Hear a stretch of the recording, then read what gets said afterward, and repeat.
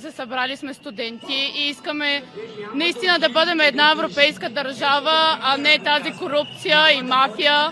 И не сме тук просто за бюджета, а за да може да се свали това правителство и да дойде наистина някой, който ще го е грижа за нас, а не да краде и да го е грижа само себе си да се захлеби. Реших, че когато сме много хора, може да се променят малко нещата. Според мен малко или много ще има ефект това нещо.